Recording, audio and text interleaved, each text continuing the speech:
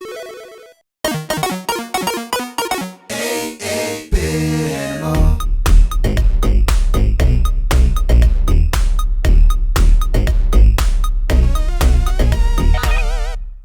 you doing, good people? This is the 8-Bit Animal. And educational titles weren't really the the major selling point of the NES.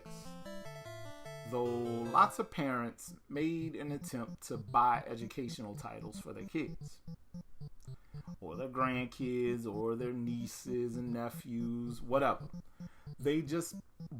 People wanted to try to shoehorn education into everything.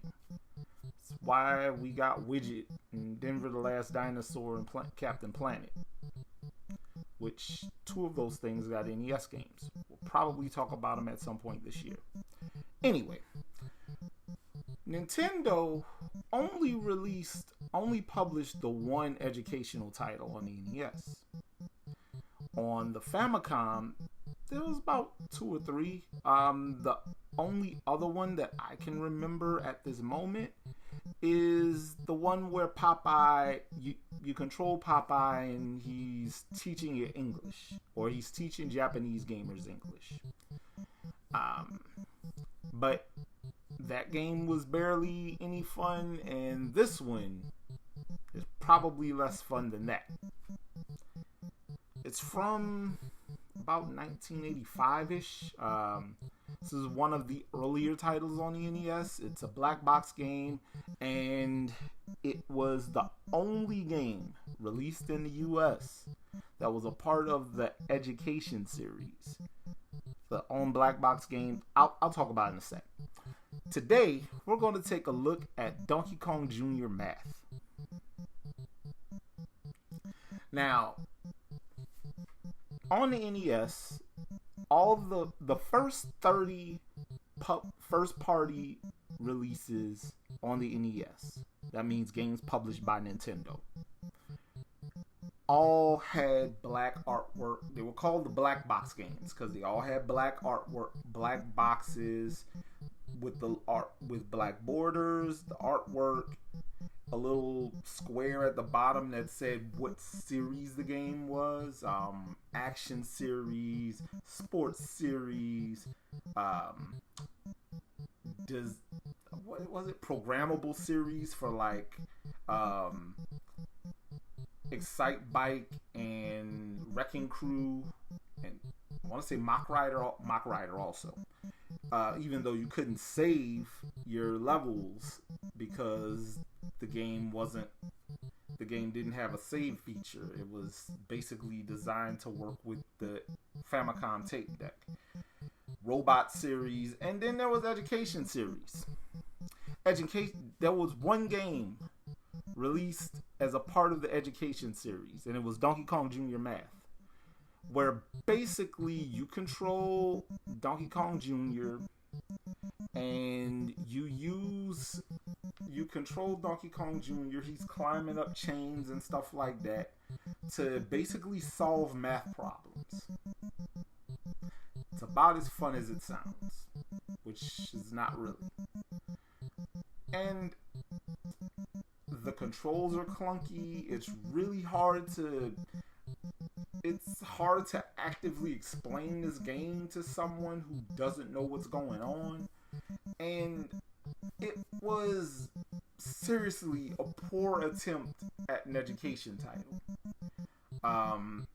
It was, however, a really good attempt at Nintendo to repurpose sprite work from Donkey Kong Jr.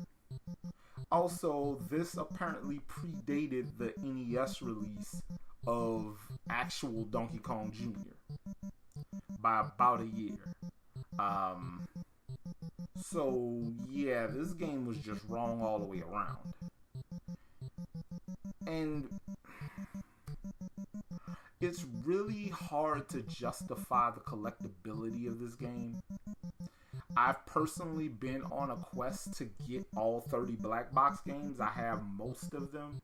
There are a few that I don't have yet, and I'm really looking forward to trying to complete that. But I'll probably end up with two that I don't end up getting, and that's Donkey Kong Jr. Math and Stack Up, because the prices are nuts. Donkey Kong Jr. Math is kind of reasonable now, though, strangely enough. Now, if you're interested in a copy of Donkey Kong Jr. Math, the cheapest price I'm seeing is about $150. That has come down considerably, because I remember this game being about $300-400 for a loose cart at one point, and over $1,000 for a complete copy.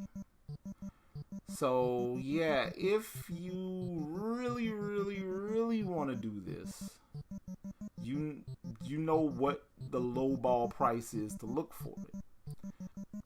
I personally am probably going to end up 2 games short of a full black box set. It's the only thing that I've really been trying to complete on the NES, but this game ain't good enough to warrant me paying 3 digits for it. And Stack Up definitely ain't worth me paying 4 digits for it. So, if you want an educational game on the NES, just, I don't know, get Mario is Missing. It's good enough. But this has been the 8-Bit Animal, and I'll catch you beautiful folks tomorrow.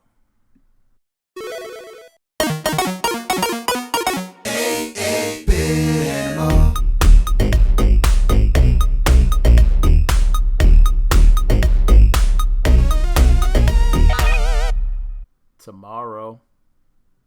Go Robot, it's your birthday. Go Robot, it's your birthday. Go Robot, it's your birthday.